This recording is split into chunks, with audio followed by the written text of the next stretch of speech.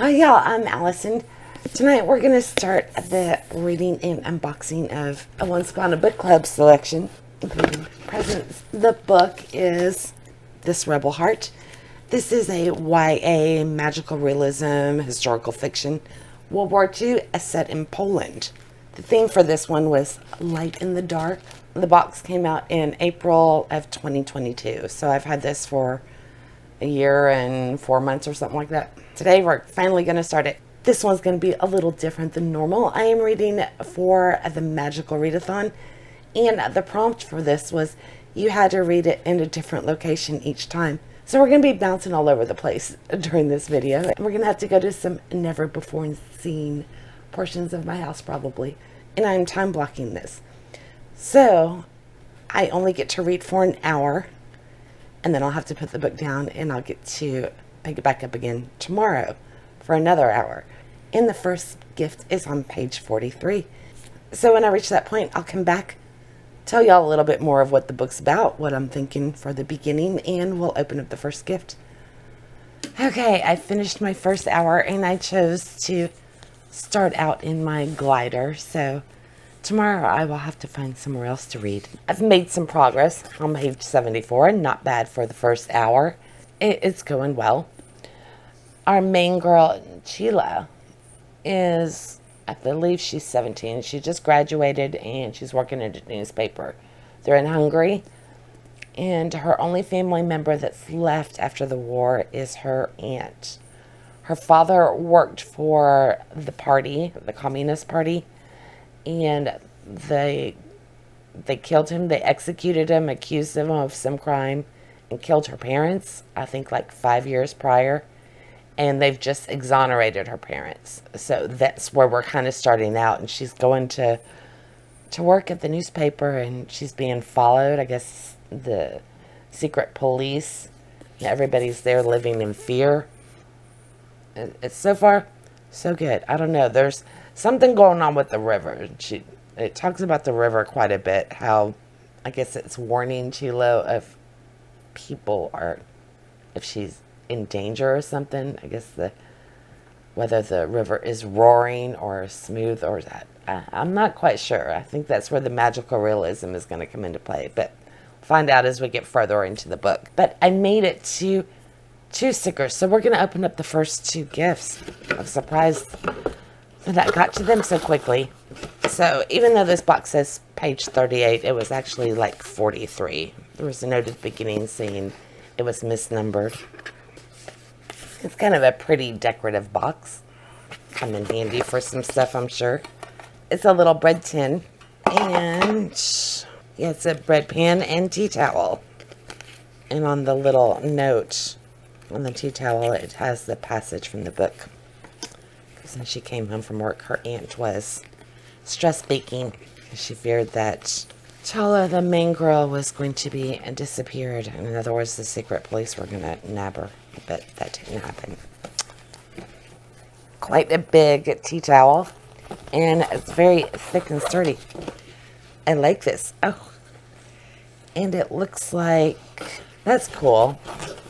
These are different recipes. So hopefully you were able to see that. I kind of like that. That's really cool. Looks like my grandmother's handwriting. So, and it's a nice sturdy metal tin. So this will probably actually come in very handy. I like this. I love the kitchen items. Okay, and we also get to open up the second gift. I love this. It's so fun. And that was like page 73. Okay, so we have this one. Again, the pages were marked wrong. The pretty paper. Carefully, she unfolded the paper, and in the middle lay 4 black notebooks. So these are the journals of her father. They were just sent to her. Left mysteriously on the porch. These are cool. It's just little blank pads. So one says past, write your history. Another one says gratitude, count your blessings. And then we have present, record your days, and future, hopes and dreams. I like these. These are some good gifts so far. These will come in handy. I can never have enough notepads. And it's really nice, smooth paper. It feels good. Yeah, I like that. So, 2 really good gifts. It's going to be a good box. I hope the story is going to be good. I don't know how I'm going to feel about the magical realism aspect of it, but we will see as I get further into it. I was kind of concerned at first because the writing seemed a little lyrical, but it's not being bogged down by overly descriptive. So I think that was just at the very beginning. It was beautifully written, though. So anyway, I don't really think I'm far enough into the book to have much an opinion. I do like the characters. I am invested in what happens to her. I can't imagine living life that way, and that fear of looking over your shoulder, that, worrying about a secret police and, speaking out against the party and everything. I guess there's a revolution on the horizon in Hungary, but we will find out.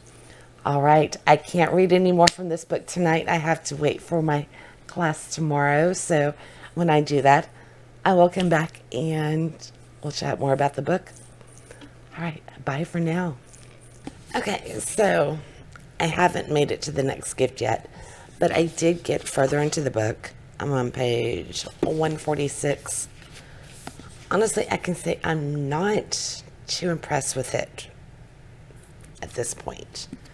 It's not bad. It's not, angering me or anything like that.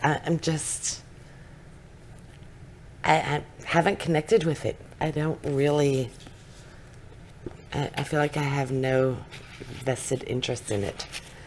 I guess the river is supposed to be magical.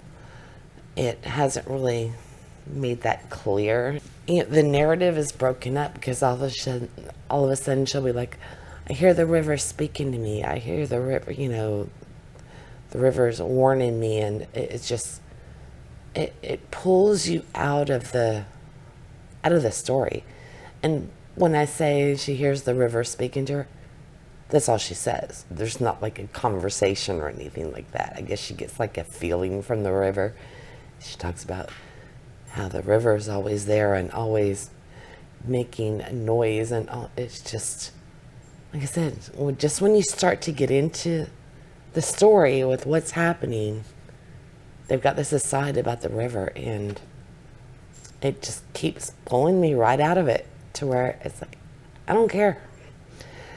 And that she's being followed by the secret police, and she's scared of being disappeared, which I guess people are just they go into the secret police office and they never come out, and she's scared of that, but you don't really feel any of that tension or fear or anything. I feel very detached from the story. I'm sorry, I'm having a hard time working through with what I think, and that's it. I feel detached from it. There's, I don't feel anxious for her, concerned for her, sad for her, anything.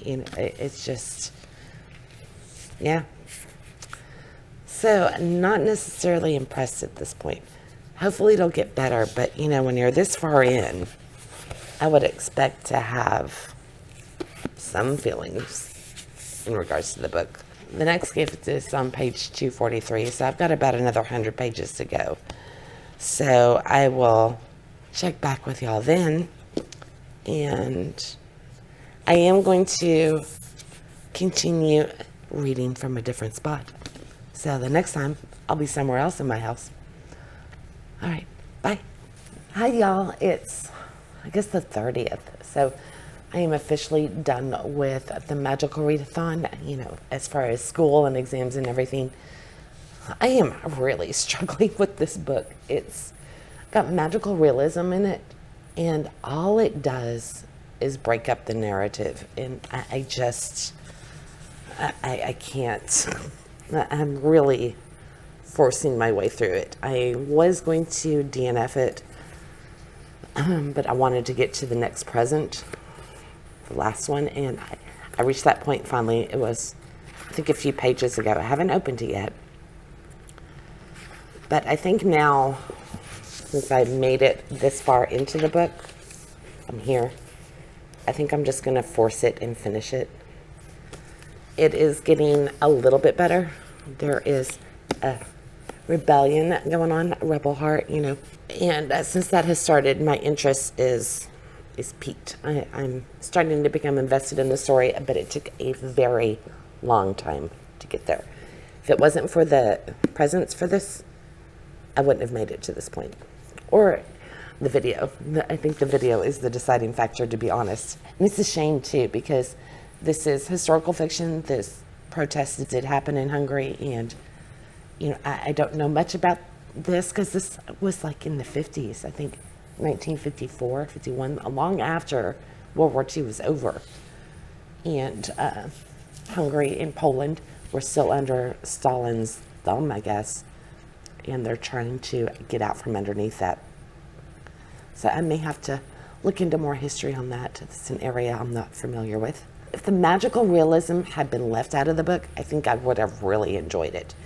And it is very flowery. There's part of the magic in it is the river, and anytime it brings up the river, it just stops the story dead in its tracks, and it loses me. And it goes on for pages. And there also another thing with the magic part of it is, and it starts on like the first page. It's like all the color has been seeped out of the world. There's no color left in Hungary. And I thought that was, you know, a metaphor. No, it's literal. It's all a black and white world. And now color is, you know, with the rebellion, color is starting to pop up a little here and there. And there's a lot of pages spent on that. And I just, that's not my type of book. I get impatient with it. I want to get back to the actual story. So all that being said, let's get to, this is heavy. Let's find out what the gift is. Yeah, this is the last one. There was only 3 in this book, unless I come across something. So this is a cute box. Oh, and by the way, welcome to that other angle of my living room. Last time we were on the left seat, but this time we're on the couch. Lily is on the floor playing with her squeaker toy that the squeaker is broken in.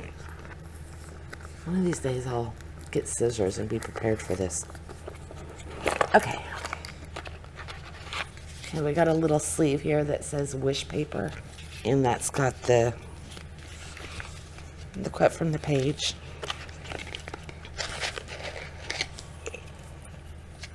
This is pretty cool. It's a miracle this hasn't melted. It's a candle and has the bookstore exchange on it.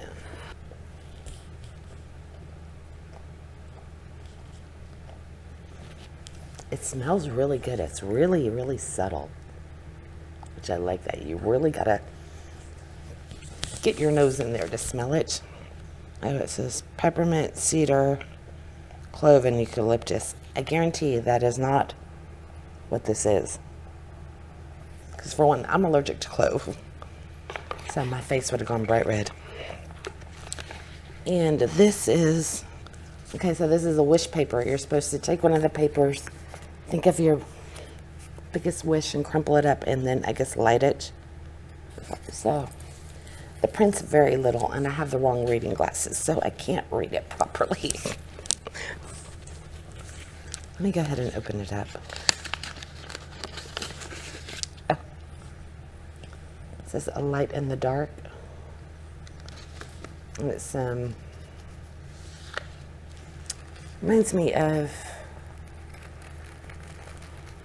the paper that you used to get to like clean your glasses and stuff. So it was just little scraps of paper from a pivotal part in the book. So that's pretty cool. I don't think I'll do the wish portion of it. I will read that later and let you know exactly what it is. But I do like that candle, and since it's so subtle, this is one I can actually burn because my mom has very sensitive allergies. So I don't typically get to burn candles, but I think this one I can. And I really lucked out. This wasn't sealed or anything, and this candle didn't melt and leave wax everywhere. I think I am going to try to finish this book. It's redeemed itself a little bit, but I'm still... I think now it's more a matter of, this is the only book that I did not finish for the Magical Readathon. So if I finish this, then I did everything. So I can't leave it this close. So I'm going to try to finish it. All right, I will be back with y'all probably once I reach the end, and I don't know where I'll be at that time, because I'm probably going to have to go pick my son up from work pretty soon, which means I will have to have a new location. All right, bye. So we're doing this the low-tech way. I'm holding my phone. Hopefully it won't be all jittery and bouncing all over the place. So we're out in my backyard, which is where I finished reading this one. I did do it at night after it was dark. My umbrella, which is, you can see, has LED lights on it, and I had a book light, and I sat out here one night and finished the book, which was probably about, I think I finished it on the 31st. Today's September 5th, so it's been a while. The best thing I can say about the book is I finished it. And considering how much I struggled towards the end, I think that's a lot. This book just wasn't for me. I'm assuming if you're into like the magical realism and the more lyrical writing, all of the flowery prose, then you might like this one. It bogged it down for me, and it really removed me from the story. Like I've said 15 million times during this video, I'm glad I finished it. So I did finish every book in my Magical Readathon list, which was awesome.